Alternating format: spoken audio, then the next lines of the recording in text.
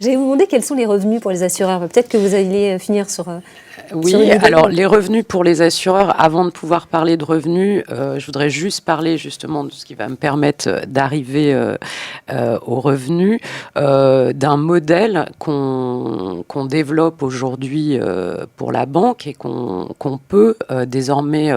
transposer au monde de l'assurance, qui est le modèle des programmes de cashback avec une technologie qui s'appelle le compte Link Offer. Donc ça, c'est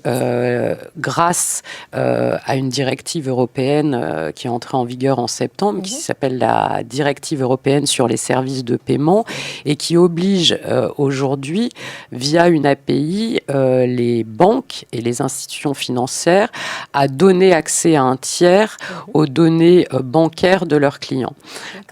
Donc, bien évidemment, c'est conforme à la RGDP, etc. Et cette autorisation passe par le consentement du client,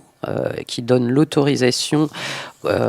d'accès à ces données transactionnelles. Et grâce à ces données, on peut monter des programmes de cashback, c'est-à-dire qu'on va agréger un certain nombre de partenaires marchands, que ce soit des partenaires e-commerce ou des magasins physiques, dont l'intérêt va être d'avoir accès à une donnée extrêmement fine, extrêmement ciblée, puisque c'est la dépense.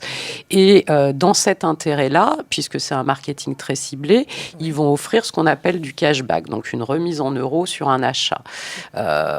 Vous êtes un retailer, je dépense 100 euros, vous allez me verser 10 euros directement sur mon compte ou sur une cagnotte suite à cet achat. Donc ça peut être très intéressant effectivement pour les assurances qui bénéficient déjà d'un agrégateur de comptes, qui ont déjà développé cette technologie. C'est le cas de la Maïf, par exemple, avec Nestor, puisque c'est une façon, encore une fois, de fidéliser leurs clients, puisqu'ils vont pouvoir constituer une cagnotte en faisant du commerce chez les partenaires. Et cette cagnotte, elle va pouvoir venir soit développer, enfin en tout cas faire augmenter un compte épargne, ou être utilisée pour faire baisser une prime d'assurance ou pour souscrire d'autres produits comme des assurances affinitaires, etc. Donc là, on est vraiment sur un modèle de fidélisation qui est complètement vertueux pour les assureurs, parce que à la fois on crée des points de contact, on crée des occasions de contact avec l'assuré qui sont positifs, qui sont beaucoup plus fréquents, puisqu'on est finalement dans son quotidien, on participe à son pouvoir d'achat et on le fait de manière, encore une fois, intelligente, puisqu'on ne va lui proposer que des services et des offres qui correspondent à ses besoins et à ses attentes. Donc on ne va pas l'arroser avec tout le catalogue d'offres possibles.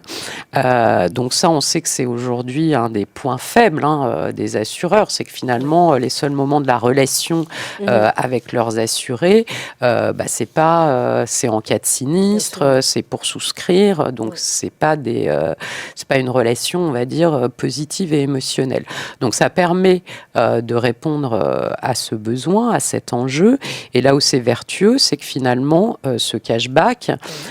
il est financé par les marchands et par les partenaires eux-mêmes. Donc voilà, donc en fait, on a 3 modèles de revenus qui peuvent permettre aux assureurs de se lancer dans ce type de programme sans que ce soit un budget colossal pour eux, qui est les commissions des marchands, des partenaires, on vient d'en parler. Ça peut être aussi la monétisation de leur audience, que ce soit sur leur site web, etc. Donc, et puis, ça peut être aussi, on le voit plus sur les courtiers, etc., sur des modèles serviciels d'abonnement où il va y avoir un abonnement mensuel ou annuel, en tout cas un petit coût qui va être à la charge de l'assuré pour pouvoir bénéficier de ce nouvel écosystème d'avantages et de services.